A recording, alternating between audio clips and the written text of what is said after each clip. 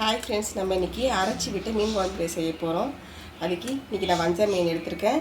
இதுலேயே பாதி போட்டு வறுத்துட்டு பாதி குழம்பு வைக்க போகிறோம். அது எங்கள் அம்மா எப்படி செய்கிறாங்கன்னு பார்க்கலாம் வாங்க. ஃபஸ்ட்டு வதக்கிறதுக்கு தேவையான பொருள்லாம் வதக்கிக்கலாம். அதுக்கு ஒரு கடாயில் கொஞ்சம் எண்ணெய் ஊற்றிக்கலாம். ஃபஸ்ட்டு வதக்கிறதுக்கு ஒரு 1.5 டீஸ்பூன் எண்ணெய் ஊற்றிக்கலாம். கடாய் வச்சதுக்கப்புறம் ஃபஸ்ட்டு சின்ன வெங்காயம் ஒரு 7 வெங்காயம் எடுத்து அதை ஃபஸ்ட்டு வதக்கிக்கலாம்.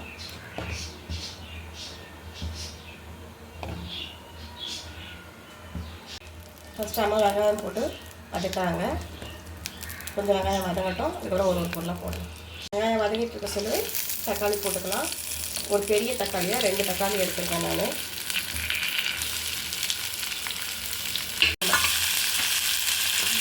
தக்காளி வதங்கிட்டு இருக்க சொல்லி ஒரு டீஸ்பூன் மிளகு,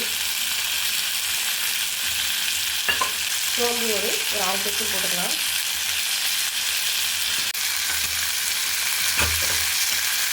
சீரகம் ஒரு 1/2 டீஸ்பூன் போட்டுக்கலாம்.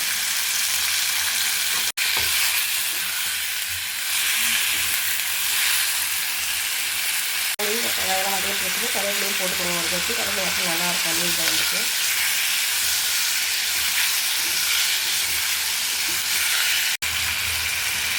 இப்போ தக்காளி வதக்கி சொல்லுறது தேங்காய் வந்து ஒரு 4 மூடி இருக்கும்.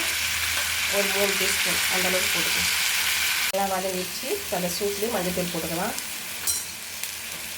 இப்போ அடுப்பை ஆஃப் பண்ணிடலாம். ஆஃப் பண்ணிவிட்டு அந்த சூட்லேயும் மஞ்சள் மிளகாத்தூள்லாம் போட்டு வதக்கிட்டு அரைச்சிடலாம். இப்போ வெறும் மிளகாத்தூள் ஒரு அம்மா 1/2 டீஸ்பூன் போட்டுக்கிறாங்க. இப்போ குழம்பு மிளகாத்தூள் 4 டீஸ்பூன் போட்டாச்சு. இப்போ இதை வதக்கிக்கலாம். வெறும் மிளகாத்தூள் ஒரு 1 டீஸ்பூன் போட்டுக்கலாம். இது எல்லாத்தையும் நல்லா அந்த சூட்லேயே வதக்கிக்கிட்டு இப்போ அரைச்சிட்டு வந்துடுங்க. இப்போ வதக்கின சாமான்லாம் உரலில் போட்டு நம்ம அரைச்சிக்கலாம்.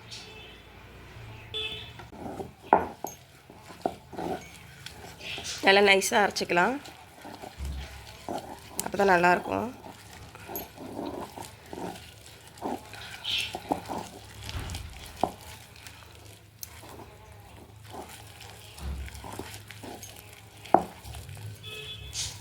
இந்த மாதிரி ஆட்டுக்கல்லில் போட்டு அரைச்சி குழம்பு வைக்க சொல்ல நல்லா டேஸ்ட் சூப்பராக இருக்கும்.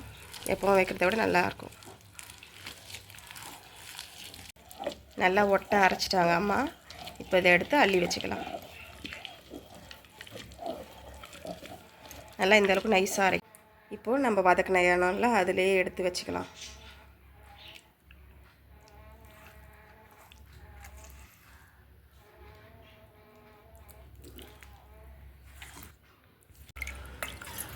மசாலாலாம் எடுத்தாச்சு. இப்போ மீதி இருக்க தண்ணியெல்லாம் எடுத்து வச்சுக்கலாம். குழம்பு கரைக்க சொல்ல அதை ஊற்றி கரைச்சிக்கலாம். இப்போது தாளிக்கிறதுக்கு நான் சட்டி வச்சுருக்கேன். அதில் ஃபஸ்ட்டு நல்லெண்ணெய் ஊற்றிக்கலாம். எப்போது மீன் குழம்புல நல்லெண்ணெய் ஊற்றினா தான் நல்லாயிருக்கும்.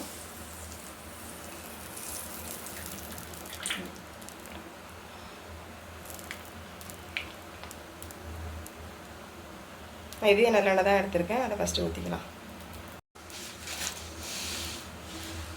ஃபஸ்ட்டு கடுகு கொஞ்சம் போட்டுக்கலாம். கடுகு கொஞ்சமாக போட்டால் போதும். இப்போ வெந்தயம் போட்டுக்கலாம்.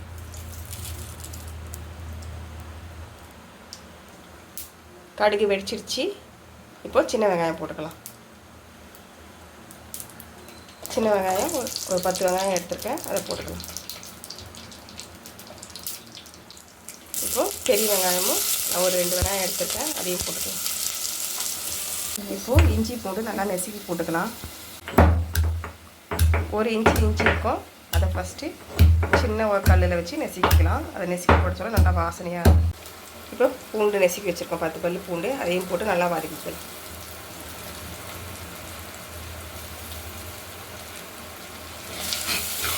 இப்போ கருவேப்பிலை ஒரு 10 போட்டுக்கலாம். மசாலா நல்லா பச்சை வாசனை போகிற அளவுக்கு வதக்கியாச்சு. இப்போது நம்ம அரைச்சதில் கழுவி வச்சாலும் அந்த தண்ணி அதை ஊற்றிக்கலாம். மசாலா கொச்சிட்ருக்கு. அதுங்காட்டி நம்ம புளி ஊற்றிக்கலாம் கரைச்சி. அம்மா வந்து ஒரு எலுமிச்சம்பழம் அளவு புளி எடுத்துருக்காங்க. அதை நல்லா கரைச்சிப்பாங்க.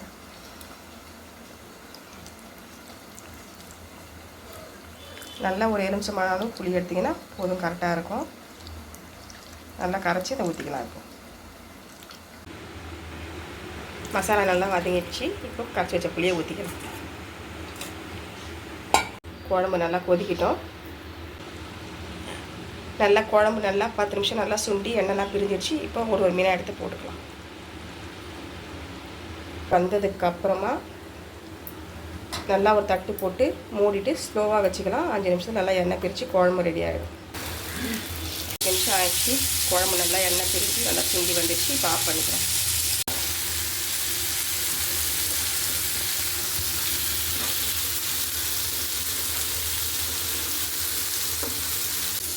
நல்லா கமகமன் மீன் குழம்பு ரெடி ஆகிடுச்சு.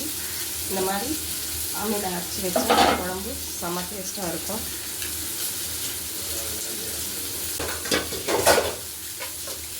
நல்லா அரைச்சி விட்ட மீன் குழம்பும் தொட்டுக்க அரைச்சி வச்ச மீன் வறுவலும் சூப்பராக ரெடி ஆகிடுச்சு. இதெல்லாம் ட்ரை பண்ணி பாருங்கள்.